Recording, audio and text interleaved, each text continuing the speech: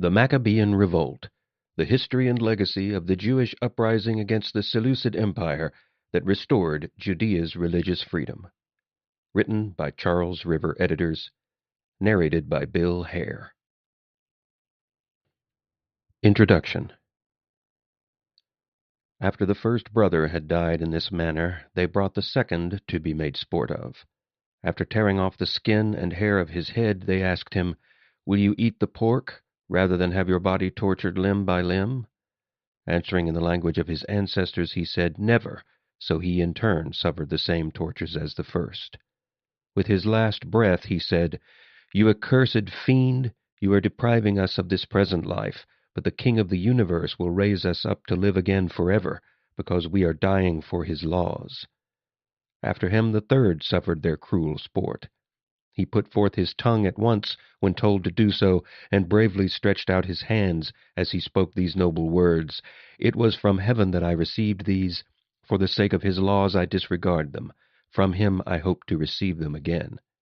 Even the king and his attendants marveled at the young man's spirit, because he regarded his sufferings as nothing. 2 Maccabees 7:7-12. In 722 BCE, the Neo-Assyrian Empire destroyed the kingdom of Israel, and after a siege of 3 years, the city of Samaria fell to the troops of Sargon II. As was a common practice in the ancient world, the victor uprooted the inhabitants and forced them into exile, scattering the refugees throughout Asia Minor and possibly Africa to destroy them as a cohesive group and to prevent them from possibly revolting. That exile brought about the end of the 10 lost tribes of Israel. Only the much smaller and less important kingdom of Judah, nestled in the arid lands of the south, survived the campaign of the king of Assyria in 701 BCE, which the Bible attributed to the intervention of angels. Modern historians believe that the failure of an army as powerful as Sennacherib's to finish the job was due to a plague or a disease spreading among the ranks and forcing them to withdraw. However it happened, for a few more decades the kingdom of Judah survived at the southern tip of the ancient Promised Land, along the western shore of the Dead Sea. It was subjected first to the empire that had tried to destroy it, and then to the Neo-Babylonians. Finally, King Nebuchadnezzar II razed Jerusalem when Judah allied with Egypt and refused to pay tribute. The city fell in 586 BCE, and its inhabitants were exiled to Babylon. Jerusalem was uninhabited for much of the 6th century BCE. This period is known as the exile to Babylon, and Bible scholars believe that it was during those years that the Jewish people came into contact with several stories and legends that would later be incorporated into their sacred writings. A generation later, Achaemenid Persian Emperor Cyrus the Great allowed the Jews who so wished to return to Jerusalem to rebuild the temple and reestablish their nation. The reborn country, settled in the province called Yehud Medinata, survived semi-independently, although to a lesser extent than before, until it was again absorbed by the Greek kingdoms that arose after the conquests of Alexander the Great. After that, the Jews remained under the rule of the Hellenistic Seleucids, who ruled their Near Eastern kingdom from Mesopotamia, and occasionally under the rule of the Ptolemies, who reigned from Alexandria, Egypt. For nearly 2 centuries, the Jews and Greeks of the region were able to live in relative peace. The Seleucid rulers allowed the Jews to practice their religion unmolested, and many of the Jews adopted aspects of Hellenism in order to ingratiate themselves with their rulers. Eventually, though, a number of factors led to a Jewish revolt against Seleucid rule that started in 167 BCE and came to be known as the Maccabean Revolt. The uprising came about as the result of a growing sense of Jewish identity and a sort of proto-nationalism that viewed the Seleucids as enemy occupiers of the Holy Land. On the other side, the Seleucid king Antiochus IV, reigned 175 to 164 BCE, viewed the Jews with suspicion due to their often insular nature and unwillingness to accept Hellenism. These attitudes collided, leading to the Maccabean Revolt. The Maccabean Revolt never clearly ended, so historians continue to debate the timeline, But as it dragged on for some time, it evolved from an independence movement into a war of Jewish conquest. Judea's sovereignty and temple worship were restored in Jerusalem, but as their luck would have it, the Jewish nation wouldn't last long due to the rise of Rome. Nevertheless, the revolt had permanent effects on Jewish culture and identity, the Bible, the celebration of Hanukkah, and the geopolitical situation in the ancient Near East. The Maccabean Revolt, the history and legacy of the Jewish uprising against the Seleucid Empire that restored Judea's religious freedom, examines the origins of the uprising, the people who led it, and the results. The sources of the revolt. As important as the Maccabean Revolt is in the history of the Jewish people and for the political structure of the Levant during the period, it was a relatively unimportant event compared to some of the larger geopolitical movements at the time. The Macedonian successor kingdoms that sprang up after Alexander the Great's death were still in control over the eastern Mediterranean and the Near East, but they were being pressured by other empires to the east and west. To the east, the Sasanian Persian Empire was slowly but steadily encroaching on the Greek Seleucid Empire, and to the west, the Romans had defeated the Carthaginians less than 50 years prior and were making a similar push into Macedonia and Greece. The Jewish rebels of the Maccabean Revolt thus became pawns to a certain extent in this power struggle, but at times they were aware enough of that situation to take advantage of it. That said, while the Levant might not have been of the utmost importance to the Romans and Greeks, it was certainly an important time in the region itself, and given the religious implications, there were plenty of primary sources writing about the events during and just after the revolt. Perhaps the most complete primary sources of the early rebellion are the two Old Testament books of the Bible, 1st and 2nd Maccabees. These two books are often not included in Protestant Bibles and are considered apocrypha, but they are part of the Roman Catholic and Orthodox canon. Both books relate many of the events and attitudes that led to the rebellion, but the focus of each book is different, even as they both end after Jonathan became high priest of Judea. The book of 1st Maccabees was originally written in Hebrew by a Jewish author, but later translated into Greek and then Latin, while the book of 2nd Maccabees was written by a man named Jason of Cyrene, and additions were later made by an anonymous abridger. The second book was composed in Greek, probably for a Hellenistic Jewish audience. As with the books of Samuel, Kings, and Chronicles in the Old Testament, 1st and 2nd Maccabees are considered to be fairly accurate historical accounts, and some of the information from 1st and 2nd Maccabees that may be missing or more biased can be corroborated by works of the classical authors. The Roman Jewish historian Josephus is perhaps the most famous and relied upon ancient Jewish writer. He wrote comprehensively about the 1st century CE, particularly the First Jewish War fought against Rome from 66 to 73 CE. Although his best-known work, The Jewish War, was primarily about that war, the first chapter relates a chronology of the Maccabean Revolt and the origins of the Hasmonean dynasty. Josephus's history of the revolt was primarily based on the Hebrew version of 1st Maccabees, and it was also translated from Hebrew into Greek. In addition to those works, the 1st century BCE historian Diodorus also mentioned some of the details of the Maccabean revolt, and, like the others, his work paints a fairly clear picture of what led to the revolt, many of its details, and some of its results. Hellenism and monotheism. At the center of the reasons for the Maccabean revolt were long-simmering ethnic tensions and a struggle between the ideas of Hellenism and monotheism. Judea in the 2nd century BCE was a land that stood in two cultural worlds. It, of course, had a long history in the Near East and was most notably part of the Kingdom of Israel during the first 500 years of the first millennium BCE. But even long before that period, the region was the homeland of the Canaanites and was under the influence of larger kingdoms such as the Egyptians and Hittites. The Hebrews were thus very much a part of this larger Near Eastern cultural milieu and well integrated into the political structure of the late Bronze Age system. The Hebrews and their Canaanite cousins traded with the larger kingdoms when they were not directly under their yokes, and in doing so they often accepted and adapted many of their cultural attributes, as evidenced by archaeological finds and written records dating back to the era. After Alexander the Great conquered the Achaemenid Persian Empire in 330 BCE and died a few years later, his generals, known as the Diadochi, divided his conquered lands among themselves. By the time Alexander died in 323 BCE at the age of 32, he had created the greatest empire the world had ever seen, made up of Greece, most of southeastern Europe, and most of what is traditionally considered the Near East. However, Alexander was so young that he did not prepare for the future of the empire after his death. Alexander's empire was multicultural, and many of the constituent parts had much older cultures than the conquering Macedonians. Many people had no interest in recognizing the Macedonians as their rightful rulers, let alone as gods.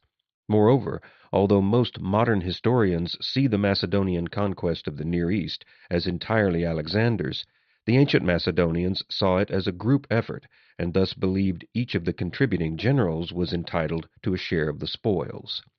From the start, there were disagreements among Alexander the Great's former generals concerning which of them would be considered for land, but after initial talks, 4 generals, Ptolemy, Leonatus, Lysimachus, and Antigonus, emerged as leaders.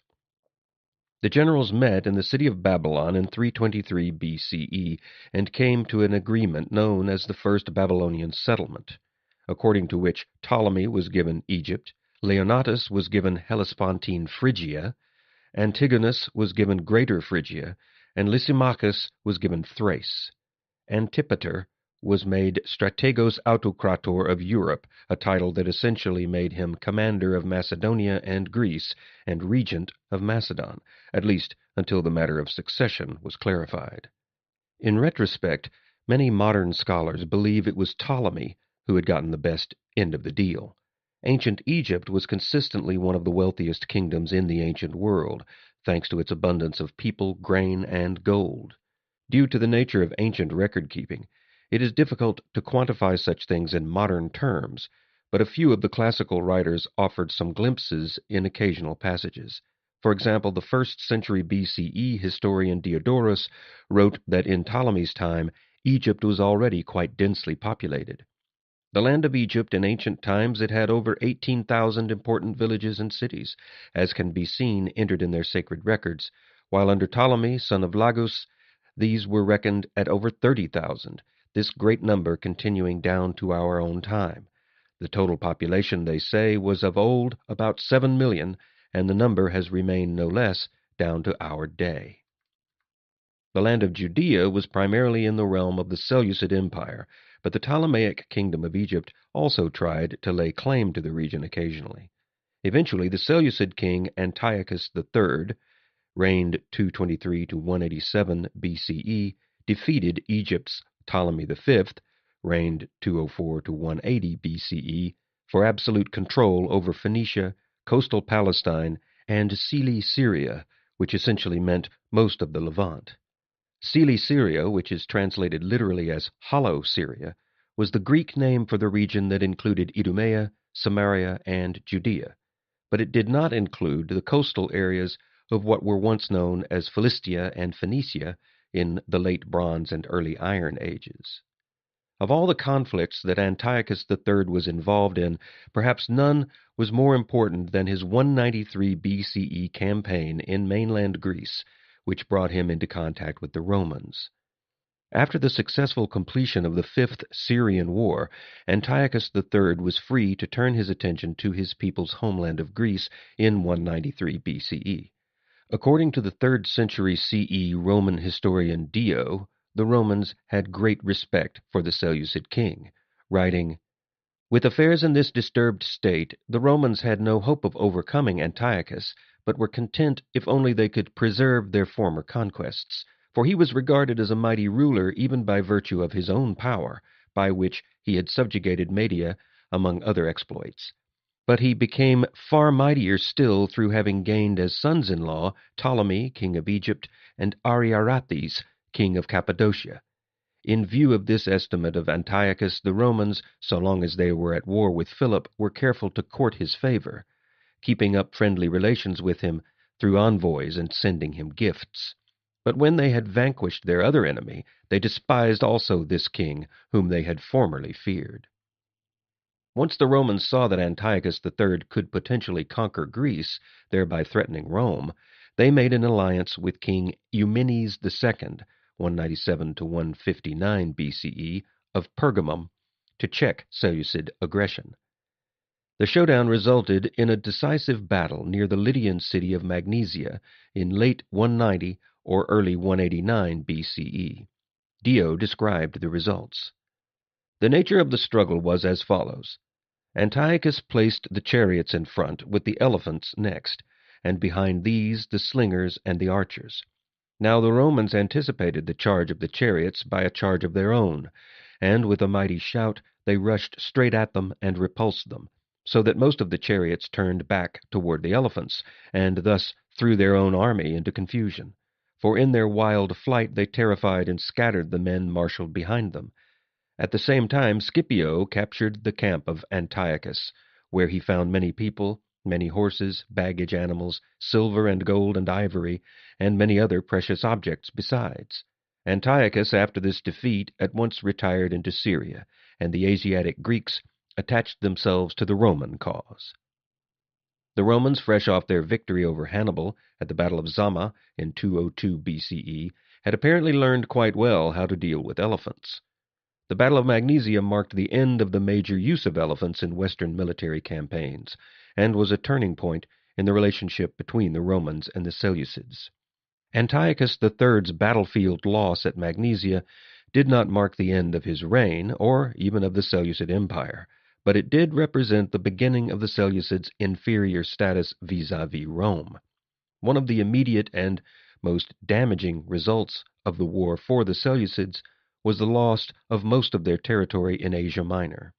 Strabo noted, Eumenes fought on the side of the Romans against Antiochus the Great and against Perseus, and he received from the Romans all the country this side of the Taurus that had been subject to Antiochus.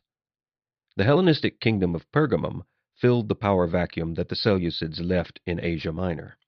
Pergamum became a kingdom that the other powers of the Mediterranean had to deal with, but it was never so powerful as to present a threat to the Romans.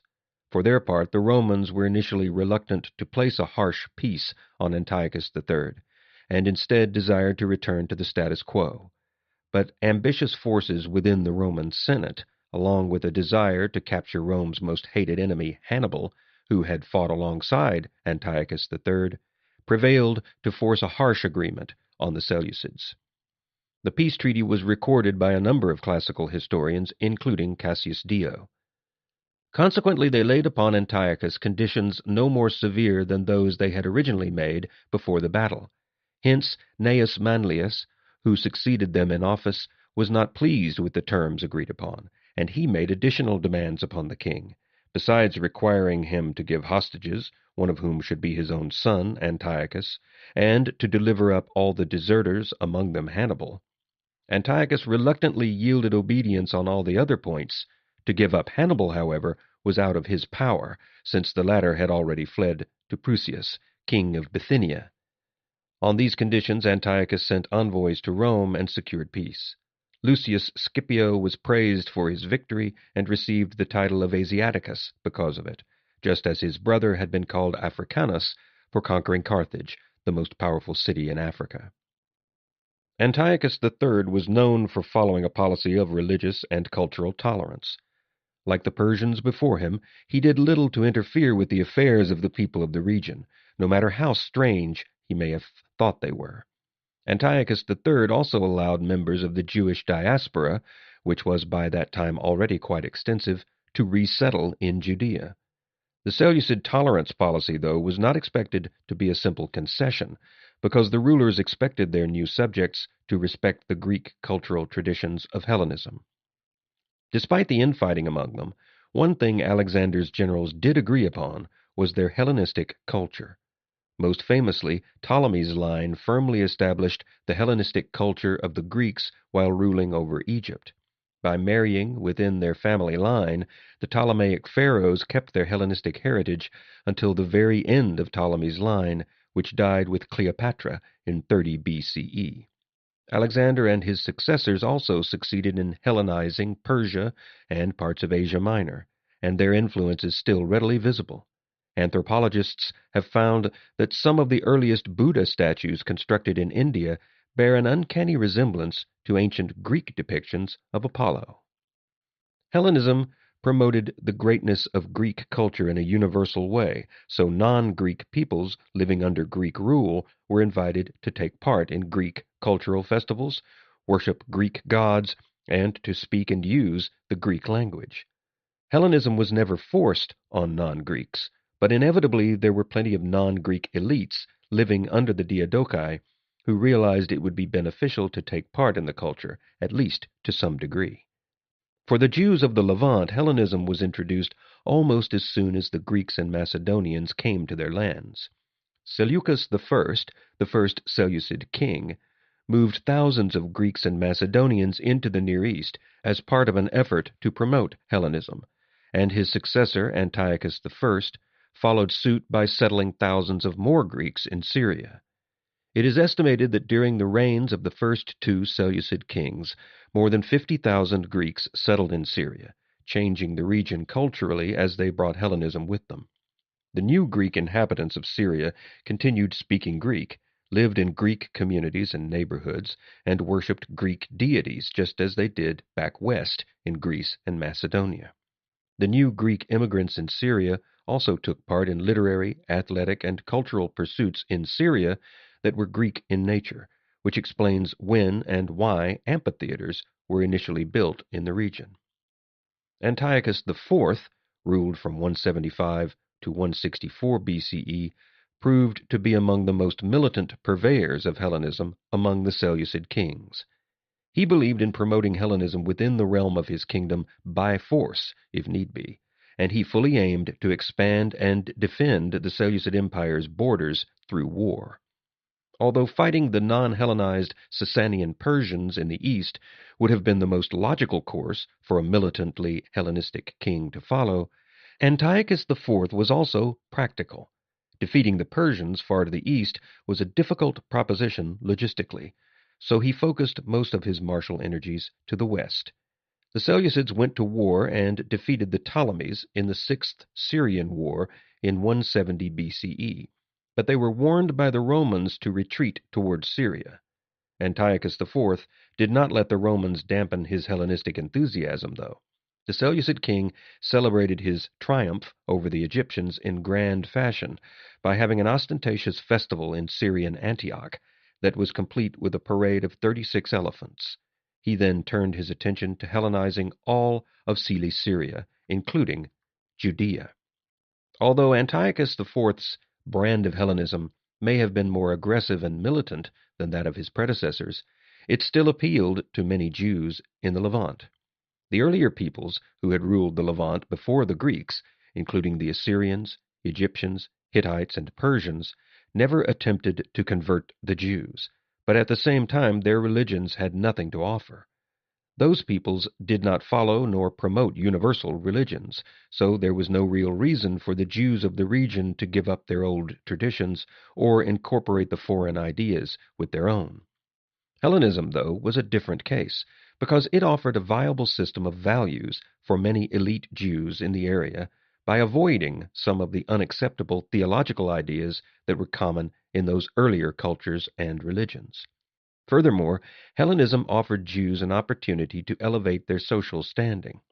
By the late 2nd century BCE, it was obvious to most in the Levant, not just the Jews, that if one wished to advance in trade or politics, they would have to adopt at least some elements of Hellenism.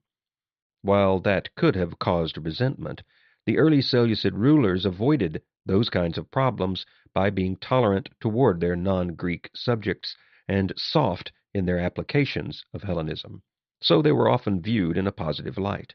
For example, Antiochus III and Seleucus IV set funds and workers aside to help Jews rebuild the Second Temple, and never impeded their religious practices, no matter how foreign they may have seemed to Greek sensibilities. The goodwill engendered by the early Seleucid kings was often reciprocated by the Jews, which they could accomplish through acts such as attending the Dionysus festival. Dionysus was one of the most important Greek gods in the Hellenistic Levant, and festivals in his honor were regularly observed throughout the region. Other Greek deities and their festivals were also observed by Jews and other non-Greeks in Judea and Cilicia as a way to maintain peace with the rulers and as a means of gaining acceptance into the Greek power structure. All the while, the Hellenism remained purely voluntary, so people could, theoretically, accept some parts of it and reject others. The Seeds of Rebellion. Although Hellenism was a fairly reasonable ideology for most Jews to follow, since it rarely ran contrary to their own beliefs and was quite adaptable, some of the more religious members of the Jewish community believed accepting any part of it was an affront to God's laws. At this time, the more religious sentiments being expressed in some parts of the community were combined with a growing sense of nationalism that viewed any non-Jewish rulers as enemy occupiers. A considerable segment of the Jewish population held these views by the early 2nd century BCE, and they considered all Jews who accepted any element of Hellenism or worked with the Seleucids to be traitors. By 175 BCE, the political and cultural landscape of Judea had become fairly complex. The Seleucids were the ultimate authorities, but Jews were in charge of the daily operations locally, and the Seleucids did not worry about which faction was in charge of Judea as long as they did their part by keeping order and making sure the tax revenues kept flowing back to Mesopotamia. The high priest of Jerusalem was the traditional spiritual leader of the Jewish community, but by the 2nd century BCE he was also a political leader who worked closely with both the Jewish and Greek communities. The Onead family was one of the most prominent Hellenized Jewish families in Jerusalem at the time, and the head of the family was a man named Jason. Antiochus IV favored Jason as high priest of Jerusalem because he accepted a bribe from him, and, perhaps more importantly, he proved to be an adherent of Hellenism. Greek gymnasiums were one of the most important physical focal points of Hellenism outside of Greece. They served not only as a place of exercise for men, but also as a meeting place and a venue for religious festivals. In many ways, Greek gymnasiums were very similar to men's clubs in Western countries during the late 19th and early 20th centuries. After exercising, or before, men could discuss philosophical ideas, make business deals, and generally relax away from their families. The Jews were for the most part indifferent to these gymnasiums, perhaps in part due to the fact that many Greek cultural institutions had already been in existence in Judea for some time. But the situation changed when Jason proposed building a gymnasium in the middle of Jerusalem. Many pious Jews viewed this as an affront to their religion, given that the gymnasium could be seen as competing with their own God right in the middle of what they considered to be the birthplace of their religion. First Maccabees states, "Come," said they, "let us make terms with the heathen that dwell about us. Ever since we forswore their company, naught but trouble has come our way. What would you?" Such talk gained credit, and some were at pains to ask for the royal warrant, whereupon leaves were given them. Gentile usages they should follow if they would. With that, they must have a game place at Jerusalem, after the Gentile fashion, aye, and go uncircumcised, forgotten their loyalty to the Holy Covenant. They must throw in their lot with the heathen and become the slaves of impiety. Despite the opposition, the gymnasium was opened in 175 BCE and made available to most men of the city. Certain aspects of exercise itself would have been viewed by many pious Jews as ritually impure, such as having it open on the Sabbath.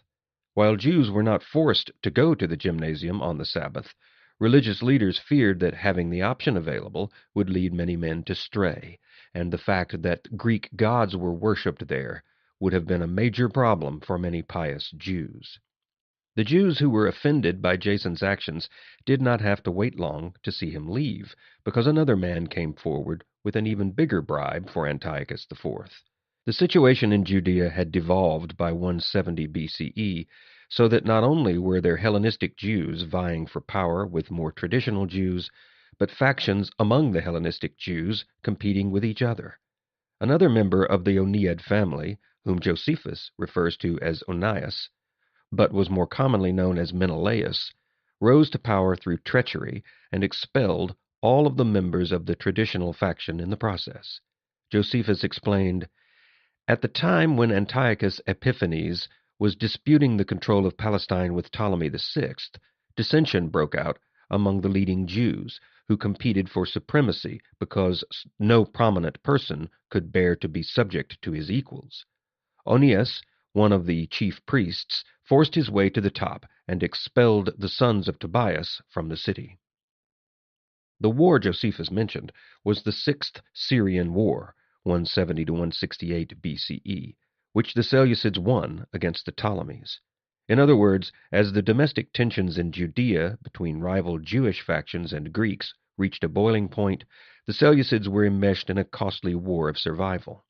This may have explained why Antiochus IV's attitude was noticeably different after he returned to Syria and the war with Egypt was over.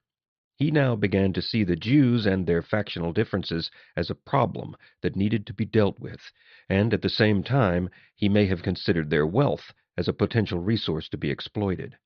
To kill two birds with one stone, Antiochus IV had the Second Temple in Jerusalem looted to pay for the costly campaign in Egypt and to send a message to the Jews. First Maccabees explained, "So Antiochus made himself master of all the strongholds in Egypt and ransacked it for spoil. Then, in the 143rd year, he turned his victorious march against Israel. With all that great army of his he came to Jerusalem and entered the sanctuary in royal state, the golden altar, the lampstand with its appurtenances, the table where bread was set out, beaker and goblet and golden bowl, curtain and capital and golden facings of the temple, all alike were stripped. Silver nor gold was spared, nor any ornament of price, nor hoarded treasures, could he but find them. And thus laden he went back to his own country, first shedding a deal of blood and speaking very blasphemously."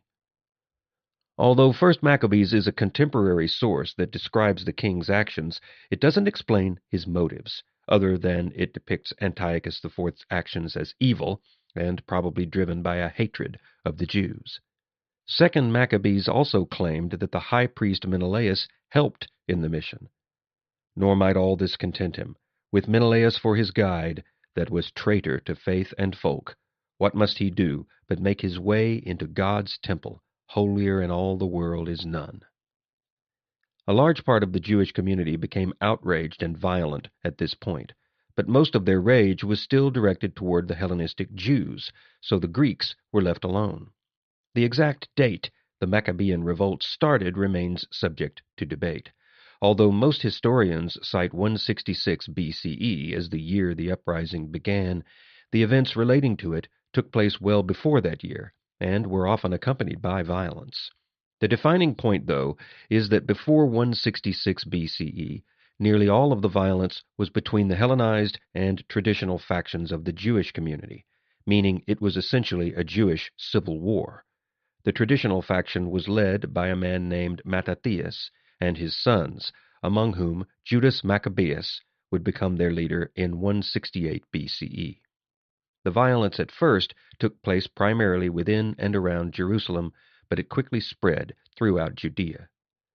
Although Antiochus IV had little love for or patience with the Jews and other groups in the Levant in general, he did not like the instability that the intercommunal violence caused. The violence was bad for the business of tax collection, and the king probably figured the civil unrest made him look weak as a ruler. The Hellenistic rulers were different from their mainland Greek counterparts in that they were not democratically chosen, so their authority was often based on a number of interrelated and occasionally complex factors. For the Ptolemies and the Seleucids, a need to be accepted as a legitimate ruler by the native population often involved performing native religious rituals and building native temples and shrines, and all of the Hellenistic kings were required to at least appear as virile military men in the image of Alexander the Great. Thus, in addition to being victorious on the battlefield, a strong Hellenistic king needed to keep his subjects in line. All taxes needed to be paid promptly, unrest had to be deterred, and rebellions needed to be suppressed. The Seleucid king knew that he had to do something quickly to end the violence, but he also initially wanted to do so without appearing heavy-handed. Thus Antiochus IV sent an army of Hellenized Jews into Judea to end the factional fighting, though they naturally took the side of the Hellenized Jews. The king had made sound, logical decisions up to that point, and Antiochus IV's use of Hellenized Jewish mercenaries kept the non-Jewish Greek community in general, and him in particular, from being associated with the conflict. In conjunction with that, his stance was ostensibly one of keeping order, not a condemnation of Jewish culture. However, after the mercenaries were used, Antiochus IV changed tactics and took the bold step of attacking Judaism directly in 167 BCE. Antiochus IV directed his energies at the most holy site of Judaism, the Second Temple, by setting up an altar for the Greek gods in the temple's innermost sanctum. Diodorus explained, Antiochus, called Epiphanes, on defeating the Jews, had entered the innermost sanctuary of the god's temple, where it was lawful for the priest alone to enter. Finding there a marble statue of a heavily bearded man seated on an ass, with a book in his hands, he supposed it to be an image of Moses, the founder of Jerusalem and organizer of the nation, the man, moreover, who had ordained for the Jews their misanthropic and lawless customs. And, since Epiphanes was shocked by such hatred directed against all mankind, he had set himself to break down their traditional practices.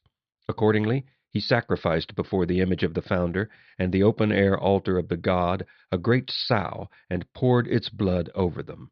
Then, having prepared its flesh, he ordered that their holy books, containing the xenophobic laws, should be sprinkled with the broth of the meat, that the lamp, which they called undying, and which burns continually in the temple, should be extinguished, and that the high priest and the rest of the Jews should be compelled to partake of the meat. The reasons for the Seleucid king's sudden turn against the Jews can likely be found in the words of Diodorus's passage. It probably had less to do with the rituals or even theology of Judaism, and more to do with its exclusive or xenophobic nature, as Diodorus referred to it. Hellenism's universal ideology clearly conflicted with Judaism's more ethnically specific message. So, after Hellenizing the Second Temple, Antiochus IV decided to take things further by outlawing some Jewish customs, while forcing the population to recognize other Hellenistic traditions. According to 1 Maccabees, And now came a letter from King Antiochus to all the subjects of his realm, bidding them leave ancestral custom of this race or that, and become one nation instead. As for the heathen, they fell in readily enough with the royal will, and in Israel itself there were many that chose slavery, offering sacrifice to false gods, and leaving the Sabbath unobserved. Both in Jerusalem and in all the cities of Judah, the king's envoys published this edict. Men must live by the law of the heathen round about. Burnt sacrifice, offering, and atonement in God's temple should be none, nor Sabbath kept, nor feast day. And for the most profanation of the sanctuary and of Israel's holy people, altar and shrine and idol must be set up, swine's flesh offered, and all manner of unhallowed meat. Children be left uncircumcised, and their innocent lives contaminated with rites unclean, abominable, till the law should be forgotten, and the divine precepts fashioned anew. Durst any neglect the royal bidding, he must die. The decree initially affected Jerusalem, but it soon covered all of Judea. The decree clearly intended to strike at the heart of the religious Jewish community, a heavy-handed effort to rein in what Antiochus IV believed was a recalcitrant minority. Of course, measures such as this have been attempted repeatedly throughout history, and they often had the opposite of the intended effect.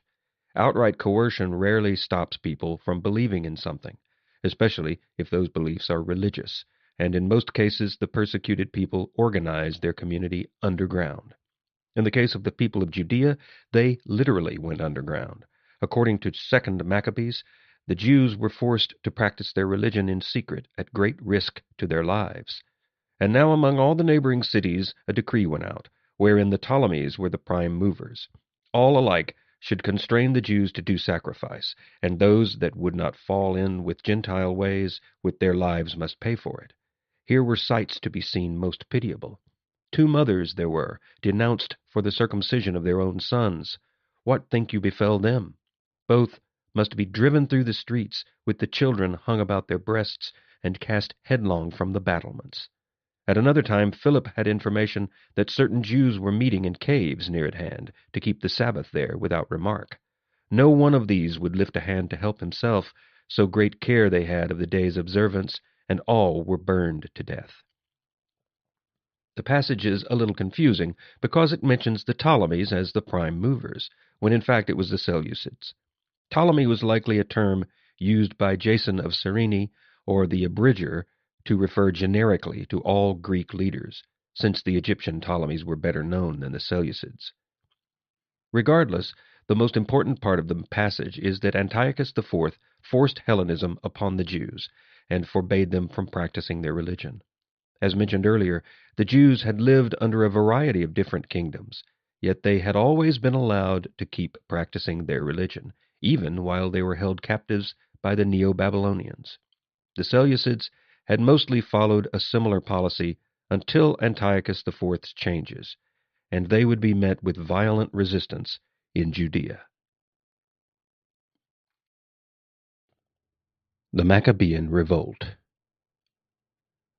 When Antiochus IV's policies against Judaism were implemented, most Jews tried to go along with the program to a certain extent. As the previous passage in 2nd Maccabees noted, many Jews took to practicing their religion in remote areas away from the eyes of the Seleucids, while others rarely left their homes.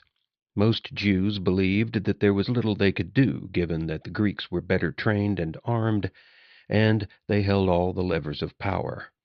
Still, some of the veterans from the recent fighting among the Jews themselves decided to secretly organize and begin an underground campaign against the Hellenized Jews and the Seleucid authorities. In 166 BCE, they would look to strike against all who were their enemies and liberate the Second Temple from the Gentiles. The organized rebellion did not begin in Jerusalem, but about 20 miles to the west in the small village of Modin. The village was rather nondescript during the period, which made it a good hiding place for the rebels during the revolt, but it became important because it was the home of Mattathias and his son Judas. According to 1st Maccabees, the village was the home of a man named Hashmoneh, who was the ancestor of Mattathias and Judas. In those days it was that Mattathias came forward, son of John, son of Simeon, a priest of Joarib's family. He was for Jerusalem no more, but would take up his dwelling on the hillside at Modin. 5 sons he had, John, that was called Gaddis, Simon, or Thasi, Judas, or Maccabeus, Eleazar, or Abaron, and Jonathan, or Aphus. And these saw well what foul things were a-doing in Judah's country and the city of Jerusalem. Judas and his brothers were already well versed in the use of violence, so when the decrees came down, they were ready to kill any Jew who appeased the Seleucids. But according to 1st Maccabees, it was their father Mattathias who struck the first blow when a Jew attempted to offer a sacrifice to a Greek god in Modin.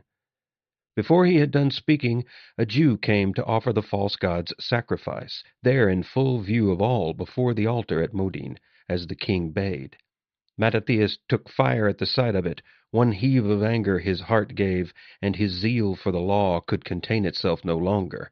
There on the altar the sacrificer was slain, and now Mattathias raised a cry in the city. Who loves the law? Who keeps the covenant unbroken? Out with you and follow me. So fled he with his sons into the hill country, leaving his possessions behind there in the city. The rebellion then began in earnest. The Seleucids initially took advantage of their enemies' piety by fighting on the Sabbath, But the rebels learned from their mistakes, and by the time Mattathias died and Judas took his place, the rebellion had grown in size and intensity. According to the books of Maccabees, when Judas was handed the reins of leadership, he conducted both a conventional and asymmetrical war. Judas waged a non-conventional campaign against the Hellenized Jews in Judea, whom he considered traitors, and he was also able to gather a force large enough to challenge the Seleucid forces directly. The traditional Jewish community was large, and the men in it were angry enough that Judas was able to quickly recruit many to his cause. Most of the men who joined him were without formal training, but they quickly gained experience, and in short order he transformed them into a superb fighting force. Judas first defeated a force of Samaritans and other non-Greeks that were led by a general named Apollonius at the Battle of Mahale Lavona. 1 Maccabees reads, "How sped Apollonius, that mustered a great force of Gentiles and Samaritans both, to fight against Israel? No sooner Judas heard of it, than he met and routed and slew him, fell many, and fled more, leaving their spoils behind them. The sword of Apollonius Judas himself carried away, and this it was he evermore used in battle."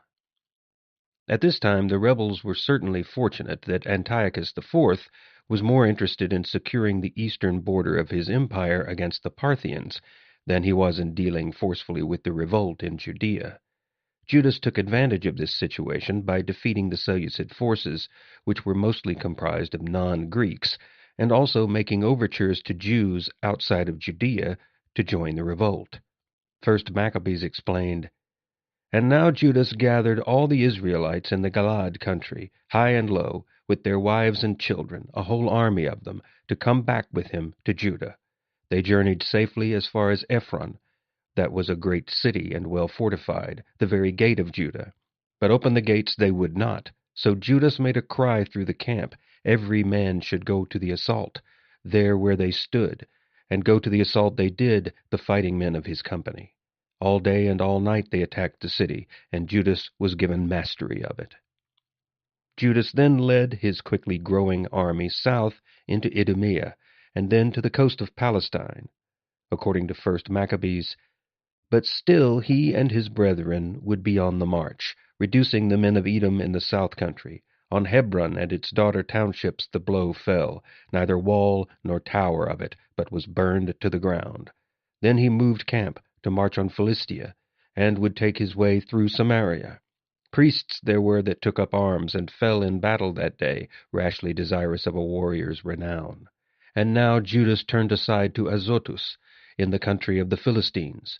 Altars he pulled down, images of their gods burned to ashes, gave up their cities to plunder, and so came back again to the land of Judah." The rebellion had now turned into a full-blown war, which meant that Antiochus IV was fighting a war on two fronts. Throughout the Maccabean revolt, the Jewish rebels took advantage of the fact that the Seleucids often had to contend with a much larger and better equipped foe in the east. The king knew that he could not hope to maintain his eastern border against the powerful Parthians if the Jewish rebellion continued unabated.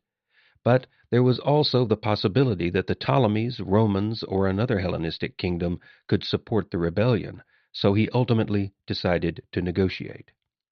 From the beginning, the negotiations were destined to fail. They had no chance of ending the rebellion, because instead of talking with Judas and his faction, Antiochus IV only negotiated with the elite priests, who were mostly sympathetic to the Hellenistic Jewish faction. In fact, Antiochus IV's efforts only seemed to anger Judas and his growing army. By 164 BCE, the rebels numbered in the tens of thousands, and they became better soldiers by the day, thanks to numerous engagements against Seleucid forces. Judas also wisely made sure to expand his operations to include all of the Jews in the Levant, including those he previously considered traitors. The Seleucids still held certain advantages. They still retained Hellenistic Jewish allies.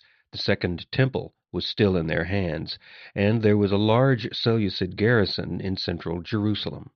The situation would take another major turn when Antiochus IV died, while campaigning in the east late that year, but the primary sources are a bit confusing as to the exact chronology of what took place next. According to Josephus, Antiochus IV had ordered a fresh attack on the rebels, which was met with a counterattack by Judas. Judas and his men were then able to take the garrison and the Second Temple in Jerusalem, and since they did not expect the Seleucids to take that setback lying down, he not only marshaled the available Jewish forces, but took the bold step of allying himself with Rome. Josephus described what happened next. When Epiphanes again invaded the country, he counterattacked vigorously and drove him back. Then, striking while the iron was hot, he hurled himself against the garrison of the city, which had not yet been dislodged, threw the troops out of the upper city, and shut them into the lower, the part of town called the citadel. Then, taking possession of the temple, he cleansed the whole area and walled it round, ordered a new set of ceremonial vessels to be fashioned and brought into the sanctuary, as the old ones were defiled, built another altar, and resumed the sacrifices. No sooner was Jerusalem once more the holy city than Antiochus died, leaving as heir, both to his throne and to his hatred of the Jews, his son Antiochus. This account is confusing because it relates that the events took place before Antiochus IV died, when, in reality, the events happened after his death. Modern scholars believe that Judas took the king's death as a sign that he should strike immediately. The details about liberating and purifying the temple are accurate, though, as the event took place on the 25th day of the month of Kislev in 164 BCE. The date and the events became the basis for the Jewish celebration of Hanukkah, and the first Hanukkah celebration was detailed in 2nd Maccabees. It so fell out that the temple was purified on the 25th day of Kislev, the very time of its profanation by the Gentiles. 8 days of rejoicing they kept, with such ceremonies as belonged to the Feast of Tent-Dwelling. It was a feast of tent-dwelling indeed they had kept a while back, when they lodged like beasts among the hillside caverns. For the Jewish rebels, the victory only proved to be won in a war that was becoming increasingly brutal and much longer than many combatants envisioned. The Seleucids had assumed the revolt would be crushed within a matter of months, and when it was not, the new king took measures that only seemed to make things worse. When Antiochus V, reigned 164 to 161 BCE, came to the throne, he made ending the Maccabean revolt his top priority, and he sent a large army into Judea in 162 BCE to retake Jerusalem. The two sides would next clash at the Battle of Beth Zechariah, where the Seleucid force was much larger and had several war elephants. One of Judas's brothers, Eleazar, helped lead the rebels against the Seleucids and died in the battle. According to 1st Maccabees, "What did Eleazar that day, the son of Sauron? Here was one of the beasts that went decked in royal trappings and towered high above the rest. There rides the king, thought he, and with that he gave his life to win deliverance for his country and for himself imperishable renown. Bravely he ran up to it, there in the heart of the press, slaying to right and left of him, men falling on either side, till he could creep in between the very feet of the elephant, crouched there and dispatched it, and so, crushed by its fall to earth, died where he lay." Although the king was not on the elephant, Eleazar and his men's actions that day proved to be effective. The Seleucids technically won the battle, but in the aftermath, General Lysias exhorted the king to come to terms with the rebels. Antiochus V agreed, and the two sides reached a ceasefire that would have the Jews leave the citadel and the Seleucids end their attacks for the time being. However, while Antiochus V did have the Greek troops leave the city, he ordered them to destroy the walls of Jerusalem during their retreat. The move did nothing to help the Seleucids, and only served to add more ill will between them and the Maccabees. After the Seleucids left, the Maccabees knew that they could not bargain with the Seleucids in good faith. Like his predecessor, Antiochus V became too preoccupied with other affairs in his kingdom, leaving him unable to devote his full attention to effectively putting down the rebellion. Unlike Antiochus IV, who was often fighting the Parthians in the east, Antiochus V had to quell usurpers and rebels within his kingdom. Indeed, his reign marked the beginning of the slow decline of the Seleucid dynasty, as rival claimants to the throne raised their own armies and courted Rome and the other Hellenistic kingdoms for support. Judas and his successors were astute enough to realize that the Seleucid kingdom's problems offered real potential for the success of their movement, but they still likely needed to find powerful friends outside the Levant for support. The situation remained fluid in Judea, but it gradually began to turn against the Seleucids. Judas went back on the offensive after 162 BCE, and before long the rebellion had morphed into a full-scale independence movement. Seleucid General Nicanor was the next Greek charged with suppressing the rebellion, but when he faced Judas in open battle, it ended like so many of the previous battles. It was the 13th of Adar when the two armies met. Sure enough, Nicanor's army was overwhelmed, and himself the first to fall in the encounter, whereupon the rest, seeing that their leader was gone, cast weapons away and took to their heels. For a whole day the pursuit of them went on, all the way from Adazer to the approaches of Gazara, and ever there were trumpets sounding the hue and cry. Out came Jewish folk from all the villages round about to head them off, till at last they turned at bay and fell at the sword's point, all of them, never a man left. Spoil of them was plundered where they lay. As for Nicanor, the Jews cut off the head from his body, and that right hand he lifted up so defiantly, and took them away to be flung up in full sight of Jerusalem. Glad men they were that day, and kept high festival, decreeing that never thenceforward would the 13th of Adar go unobserved, and for a little while the land of Judah had peace. Judas and the rebels were now essentially in control of most of the Levant, but they knew that the Seleucids could come back any time, and overwhelm them. Moreover, they had few realistic options. They could keep fighting in an asymmetrical and conventional war and hope to outlast the Seleucids, or they could petition outsiders for help. At the time, there was no shortage of other kingdoms and peoples who would potentially ally with the Jews. The Parthians may have been the best bet, but communication was logistically difficult, since the Seleucid heartland was between them. The Ptolemies of Egypt were the closest, but they were unreliable, and by that time plagued with many of the same internal problems as the Seleucids. Macedon seemed like a natural ally for some Jews, and others thought the Carthaginians, with their connection to the Levant, should be approached. Ultimately, Judas determined that the Romans offered the best chance for the Jews' independence. In 162 BCE, the Romans were the masters of the western Mediterranean, after utterly defeating the Carthaginians less than 50 years prior in the Second Punic War. In the wake of that momentous conflict, the Romans had turned their attention to the east. They had always had an interest in anything Greek, and were highly influenced by Hellenistic culture. But the Romans were even more interested in the Hellenistic kingdom's lands. Thus, when the leaders of the Maccabean revolt made overtures to the Romans were more than willing to listen. First Maccabees detailed the conversations between the Maccabees and Romans. So now Judas made choice of two envoys, Eupolemus, son of John, son of Jacob, and Jason, son of Eleazar. To Rome they should go, and there make a treaty of goodwill and alliance. Rome's task it should be to rid them of the Grecian yoke. From the Greeks it was plain they could expect nothing better than grinding slavery. So after long journeying to Rome they came, and were admitted to the Senate House, where they have their message as follows. We have been sent to you by Judas Maccabeus and his brethren, and by our countrymen at large, to make a treaty of alliance with you. Fain would they be enrolled among your confederates and friends. This proposition liked the Romans well, and they wrote back to the Jews on tablets of bronze that should be kept in Jerusalem to serve them for a memorial of treaty and alliance made, to this effect.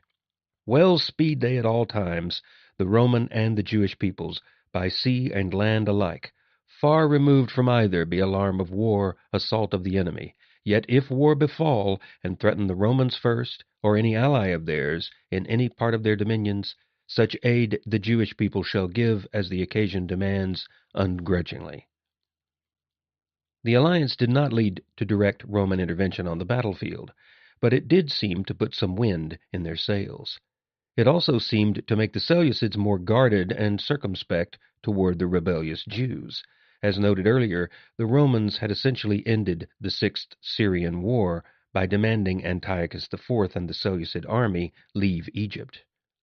It was clear that the Seleucids wanted to avoid a confrontation with the Romans, but they were not quite willing to give Judea its independence. As a result, the Seleucids decided to conduct another invasion of Judea in 160 BCE. The reason for the timing is unclear, but it may be that they decided to do so before the Romans sent help, or possibly they did so as a show of strength. Either way, the Seleucids and Maccabees met west of Jerusalem, near a town called Elasa, in 160 BCE. The battle proved to be a turning point for the rebels, who lost their leader in the fighting. After the king's retreat, Judas did not let the grass grow under his feet. Large numbers of Jews flocked to his standard, and he had already rallied the survivors of the battle. So near the village of Acidasa, he challenged Antiochus's generals. In the battle that followed, he fought magnificently and inflicted heavy casualties on the enemy, but lost his own life. The death of Judas left the Maccabean revolt in a precarious situation. Judas had become both the political and military leader of the Jewish rebels, providing strategy on the battlefield and a visible source of leadership off of it. In many ways, Judas had become a symbol and a legend in his own time, so replacing him would not be easy. But fortunately for the rebels, Judas came from a large family with equally capable brothers. Thus, the leadership of the rebels, and essentially Judea, passed to his brothers, which ushered in the Hasmonean dynasty.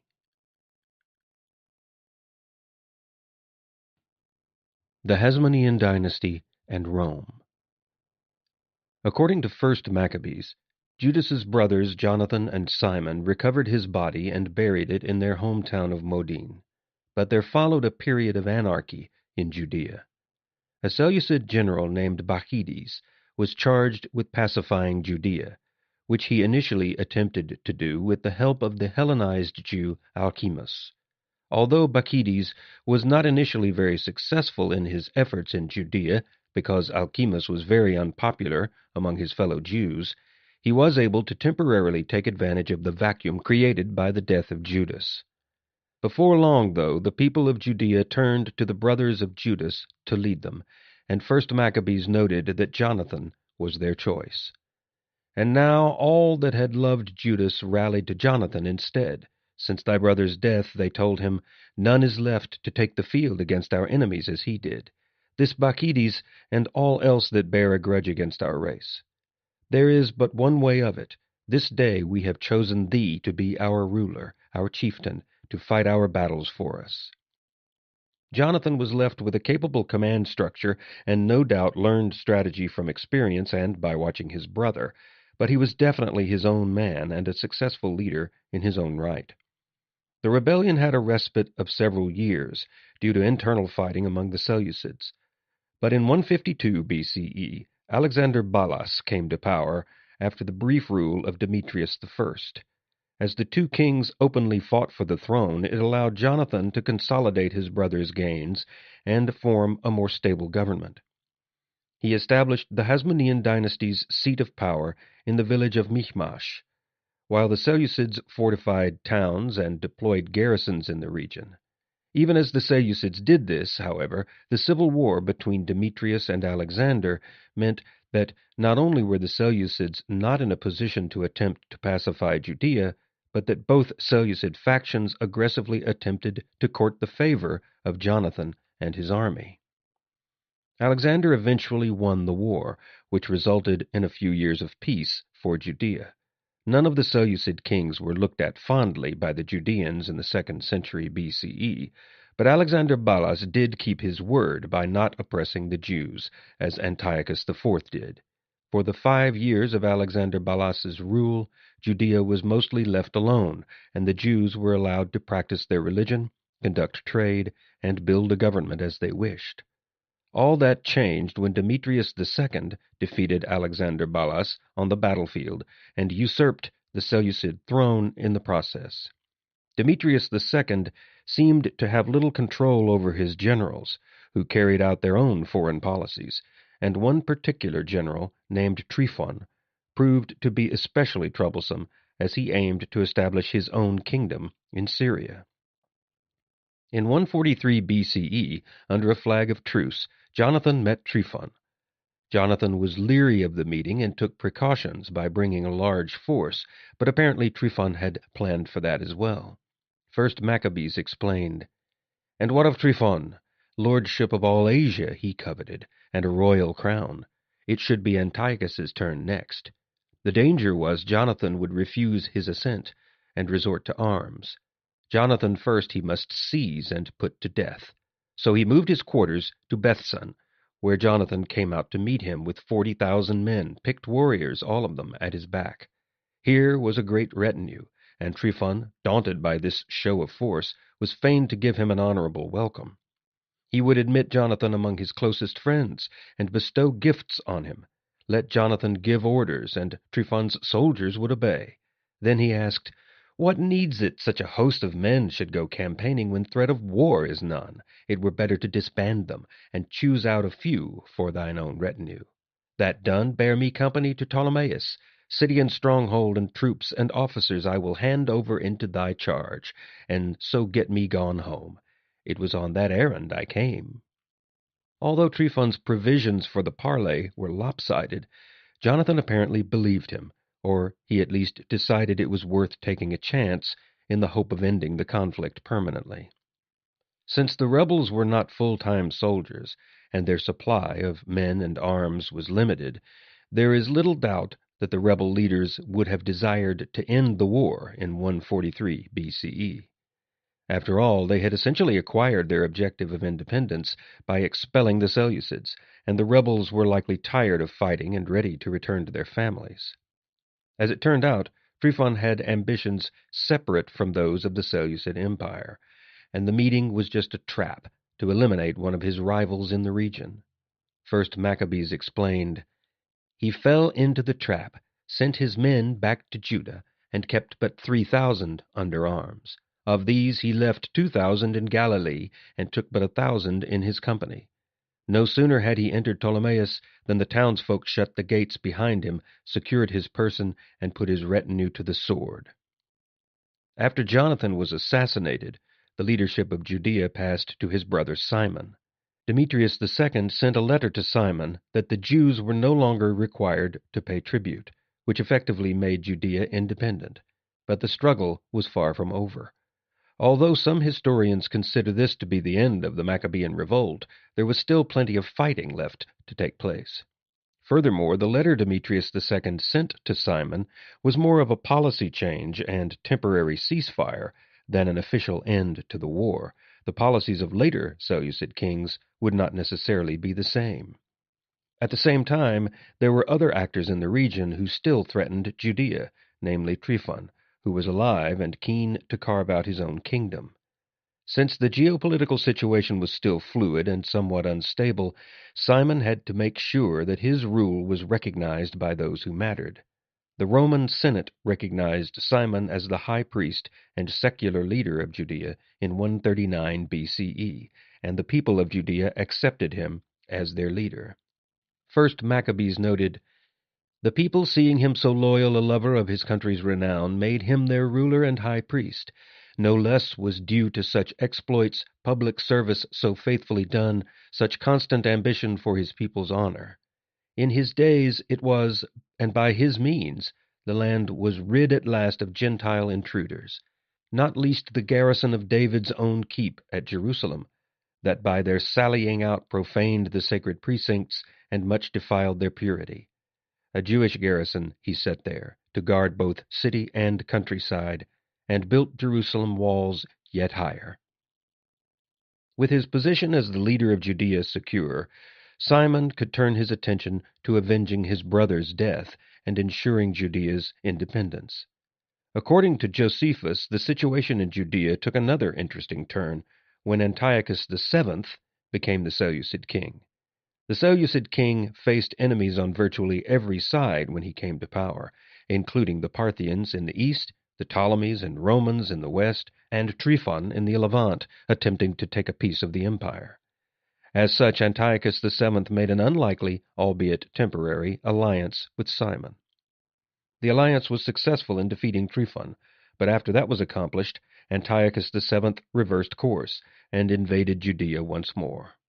Josephus wrote, "But he did not cause the king to modify his ambitions by helping him to destroy Tryphon. It was not long before Antiochus sent an army, under his general Sindebacus, to ravage Judea and reduce Simon to subjection. Simon, in spite of his years, showed a young man's vigor in his conduct of the campaign.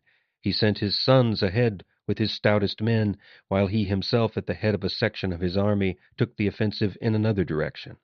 He also placed larger numbers of men in ambush all over the hill country, and was successful in every onset. So brilliant was his victory that he was appointed high priest, and after 170 years of Macedonian control, gave the Jews their freedom." Although Antiochus VII attempted to subjugate Judea during his rule, there was no going back for the Jews after their long rebellion. In fact, far from merely holding on to territory, Simon's campaign evolved into a war of conquest. Although Judea was the historical home of the Jews, by the 2nd century BCE, large numbers of Jews also lived in Idumea, Samaria, Galilee, Moab, and the coastal regions. Some of these Jews were descendants of the Jews from the kingdoms of Israel and Judah, who were never forcibly removed by the Assyrians and Neo-Babylonians, while others, such as those in Idumea, were later converts to Judaism. Despite their disparate origins, the Jews of these lands were divided more along the lines of traditional Jewish lines, not by region or ethnicity. The Hasmonean leaders therefore made alliances and political inroads with the Jews of these other lands almost from the beginning, with the ultimate goal of incorporating them all into one kingdom that geographically mirrored the original kingdom of Israel. The Seleucids may have been willing to allow the Hasmoneans a limited degree of autonomy in Judea, but they would never peacefully allow them to expand into neighboring lands. Thus, as Simon continued to export the revolt throughout the region, the Seleucids marked him for assassination.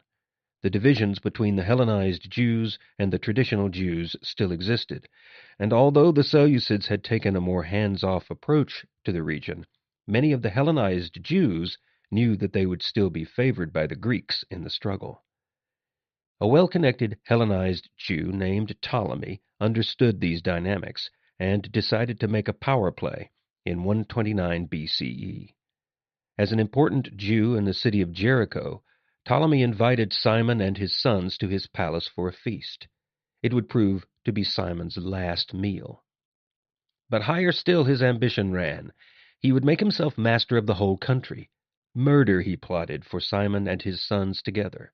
It was in Sabbat, the 11th month of the 177th year, that Simon came down to Jericho. As ever he visited all the cities of Judea in his great care for them. And his son, Mattathias and Judas, went with him. And there in the castle he had built for himself, Doch is the name of it, the son of Abobus gave them treacherous welcome. A great feast he made, but he had men waiting in readiness. And with these, when Simon and his sons had drunk deep, he took arms, broke into the banqueting chamber, and slew both father and sons, with certain of their retinue. The treacherous assassination did not have the effect Ptolemy desired. Antiochus VII never sent troops to support Ptolemy, and Simon's son, John Hyrcanus, escaped death and became the leader of Judea. Indeed, John Hyrcanus went on to become the longest ruling of the Hasmonean high priests, 134 to 104 BCE.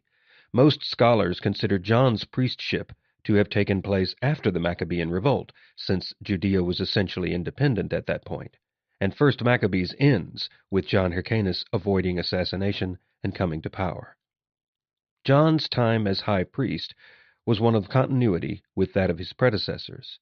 Like Judas, Jonathan, and Simon, John was an active military leader who campaigned extensively to unify the Levant under traditional Jewish rule.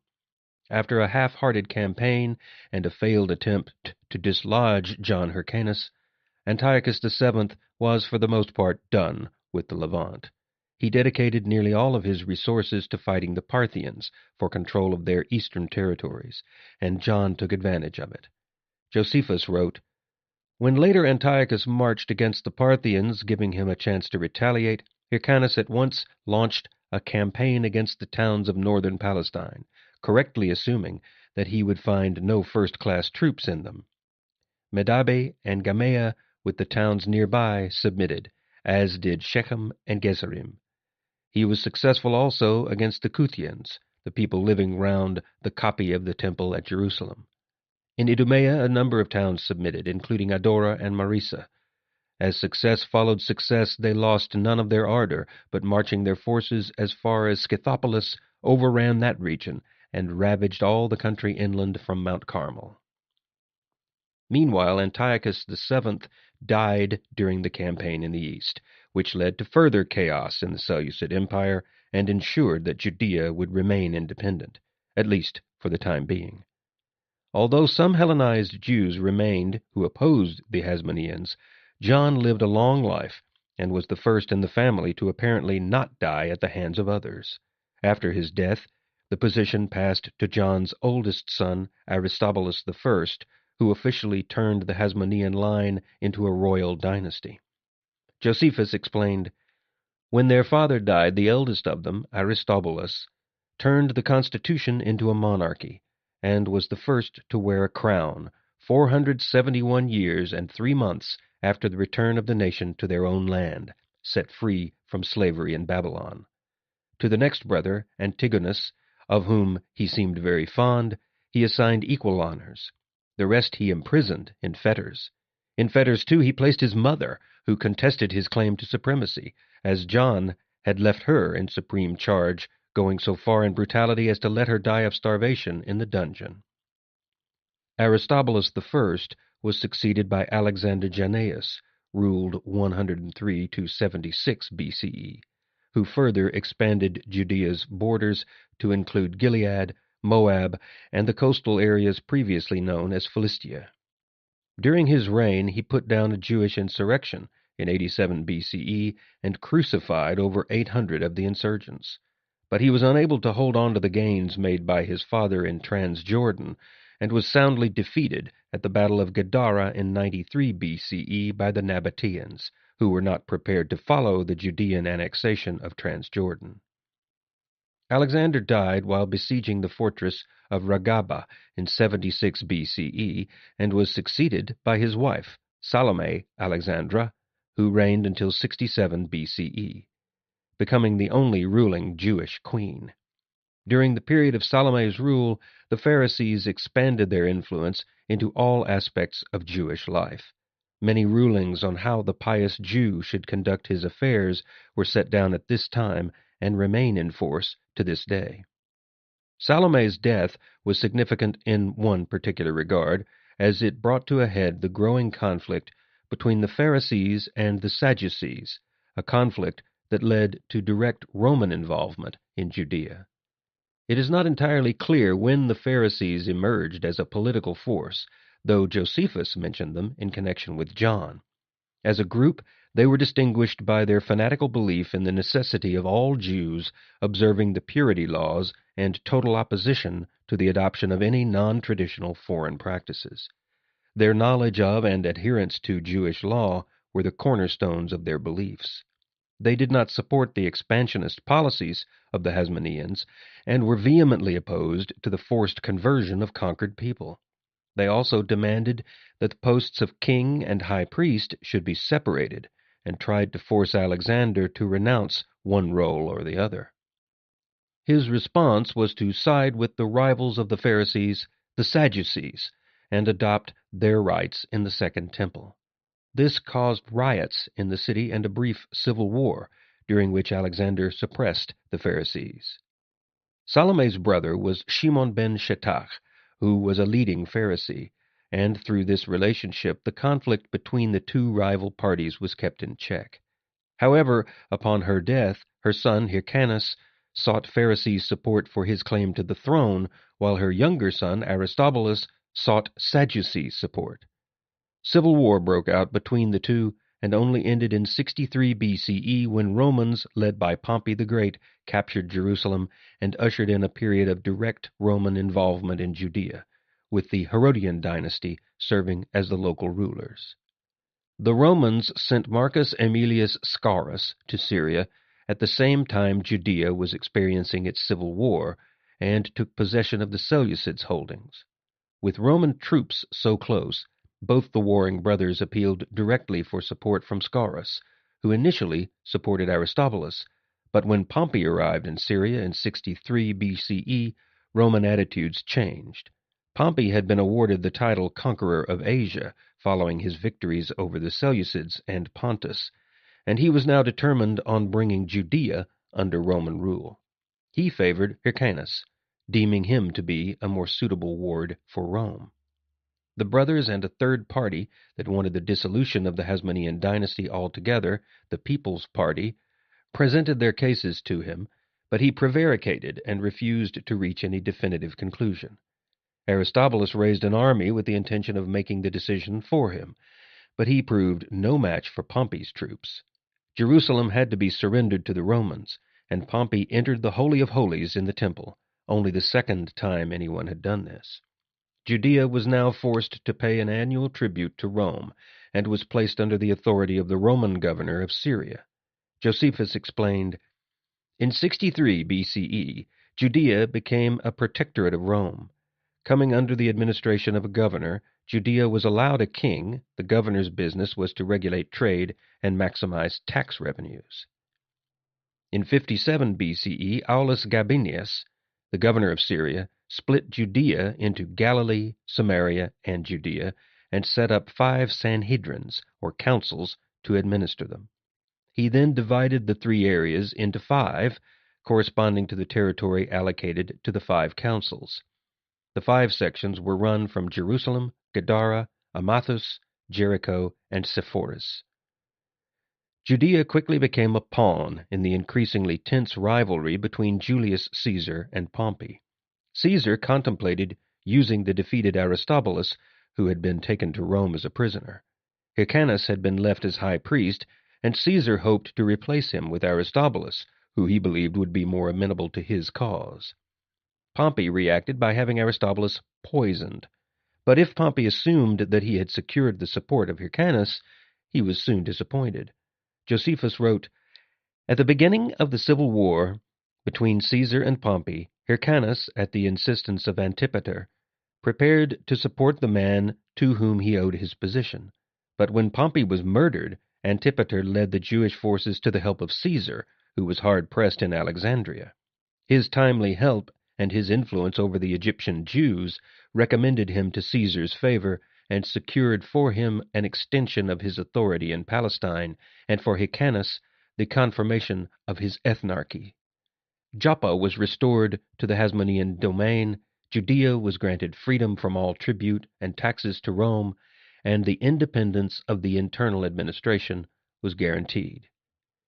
Caesar's appointment of Hyrcanus as ethnarch in 47 BCE took place at the same time he appointed Antipater as the first Roman procurator.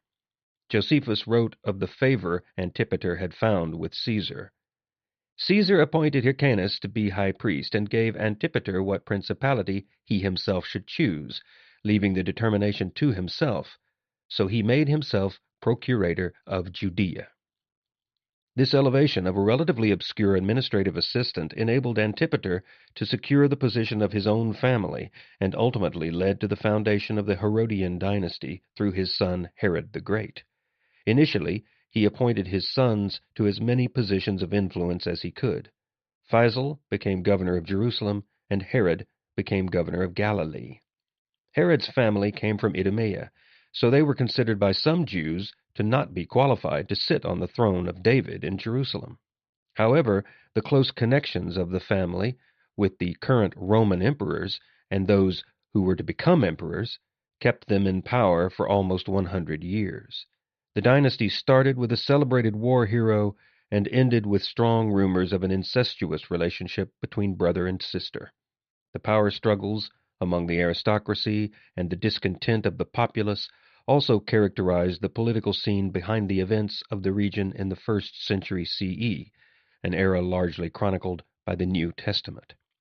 Much as they had in the 2nd century BCE, the Jews would rise up against foreign occupiers repeatedly, but they would find far less success against the Romans. Though various battles in the Jewish wars remain integral to Jewish memory today, such as Masada and the destruction of the Second Temple, the Romans succeeded in subduing them during the reign of Emperor Hadrian in the 2nd century CE. In the wake of the violence, Hadrian took steps to root out Jewish nationalism. He prohibited the Torah law and the Jewish calendar and executed numerous scholars. The sacred scroll was burned on the Temple Mount, and he installed statues of himself and Jupiter in the former temple sanctuary. Even the name Judea was erased from all maps and documents and replaced by the name Syria Palestina. Jews were forbidden from entering Aelia Capitolina except on the day of Tisha B'Av, when they were allowed to commemorate their defeat at the hands of the Romans. The majority of the Jewish population, by the end of the 3 wars, had either been killed, exiled, or sold into slavery, and the Jewish religion was brutally suppressed. The Jews were now a small minority in Judea, so much so that the massive losses have led to many to date the beginning of the diaspora from the end of the revolt. Judea would not become a center of Jewish religion, culture, or political life again until the 20th century, even as small groups of Jews did continue to return throughout the centuries, and the Talmud was completed in the 5th century. The Romans effectively ended the Judean state, and there would not be another Jewish state in the region until the birth of Israel in 1948. The legacy of the Maccabean Revolt. Although the Maccabean Revolt only affected a relatively small geographic area and did not last particularly long, it had profound consequences on the history of the Near East, the Greek world, and the Roman Empire. The actions of Judas and his successors would permanently change the political boundaries of the ancient Levant and helped to make the already volatile political situation even more tenuous by facilitating the rise of some kingdoms and the collapse of others. The Maccabean Revolt also had an enduring influence on the religions of Judaism and Christianity. Although the followers of those religions would view the revolt through different lenses, it provided lessons and martyrs for both, as well as 2 major religious books and a religious holiday. Perhaps the most important and immediate effect of the Maccabean Revolt was the end of Seleucid rule in the region. Although the Seleucids had contended with the Ptolemies for control of the Levant since the late 4th century BCE, the native inhabitants themselves were usually an afterthought. The Seleucids viewed the Egyptian rulers as a threat to their aspirations in the region, so when the traditional Jews upended their rule with the Maccabean Revolt, they were faced with the reality that others in the region could challenge their authority. Eventually, the Seleucids had to withdraw entirely. It is possible the Seleucids' empire earlier, more competent kings could have suppressed the revolt through a combination of diplomacy and arms. But the reality is that the Seleucid kings of the 2nd century BCE were unable to do so, and they also failed to protect the eastern flank of the empire from the Parthians. Connected to the decline of the Seleucids in Syria, the Maccabean Revolt exposed the limits of Hellenism. Plenty of non-Greeks were willing to accept Hellenism when it was politically, socially, and economically beneficial. But once the power shifted and the traditional Jews became ascendant, the allure of Hellenism inevitably faded. There was simply no reason for the elites of Judea to follow Hellenism once the Hasmonean dynasty was established, because the Hasmonean kings ruled as traditional Jews. The Maccabean Revolt also marked the beginning of a new golden age of Jewish culture. The conquests of Judas and his successors created a kingdom that was about the same size as the one ruled by David nearly 1,000 years earlier. The number of Jews in the region also increased, as John Hyrcanus actually forced the people of Idumea to convert to Judaism in 109 BCE. The immediate result was a much larger area and subject population for the Hasmonean kings to rule over, and the 6 Hasmonean kings ruled until the mid-1st century BCE. Even when the Herodian dynasty came to power, it was comprised of the descendants of Idumeans, who were forced to convert to Judaism. It could even be argued that the biggest benefactor of the Maccabean revolt was Rome.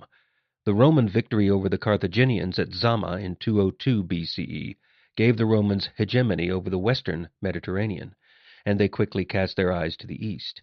Macedonia fell to the Romans in 148 BCE, and that was followed by most of mainland Greece in 146 BCE.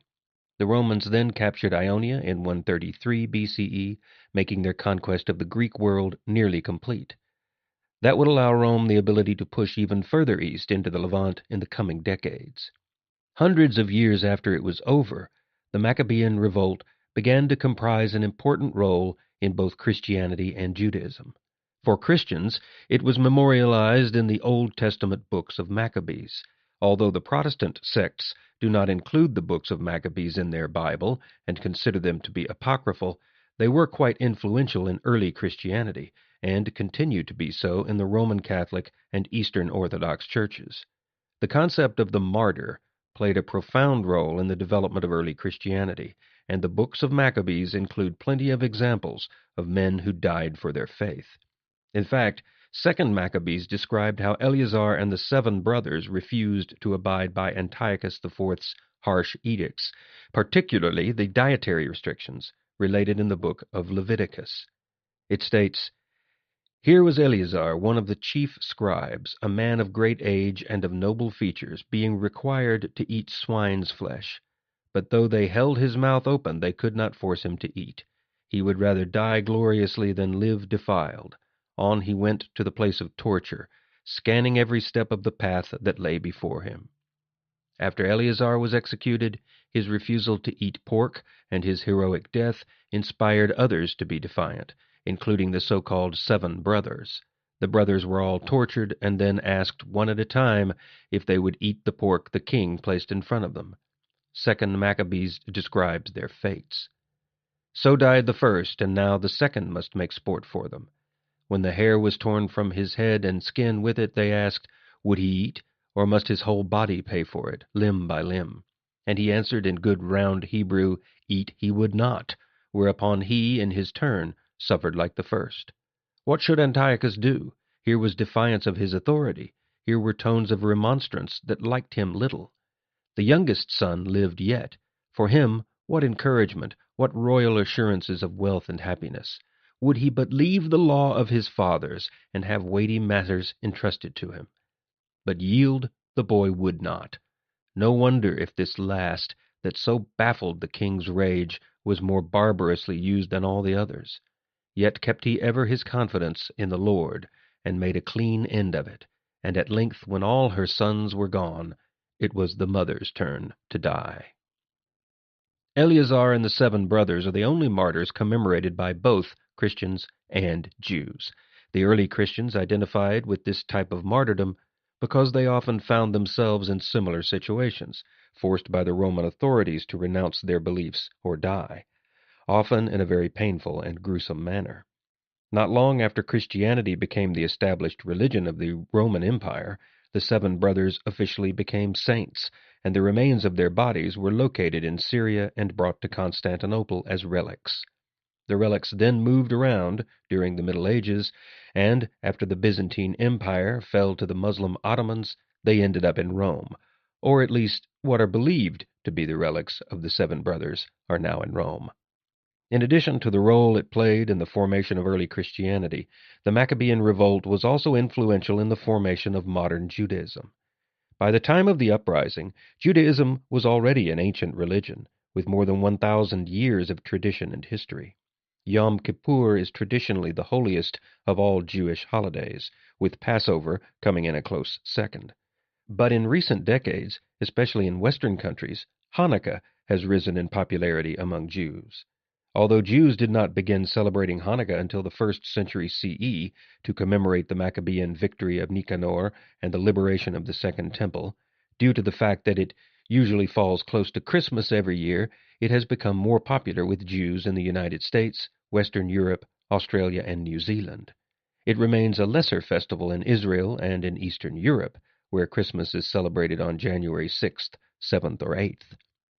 The origins of Judea and Israel are still shrouded in myth, though the most recent archaeological evidence does suggest that sometime in the 10th century BCE there was a Jewish kingdom in the region.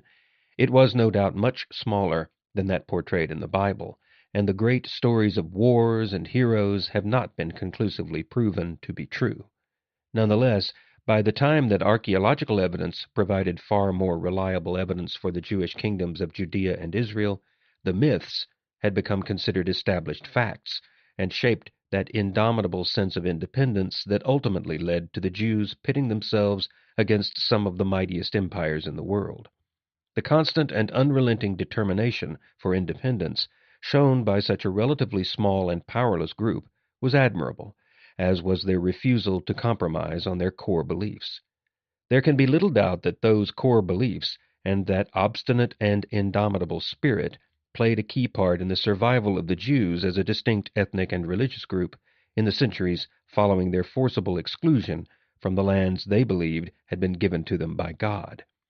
There were many occasions when the Jews as such a separate group could have been subsumed by greater powers, including the Babylonians, the Egyptians, and the Seleucids. The greatest threat of all came from the Romans, but even history's most famous empire proved unable to completely extinguish them. This has been the Maccabean Revolt, the history and legacy of the Jewish uprising against the Seleucid Empire that restored Judea's religious freedom. Written by Charles River Editors, narrated by Bill Hare. Copyright 2020 by Charles River Editors. Production copyright 2020 by Charles River Editors.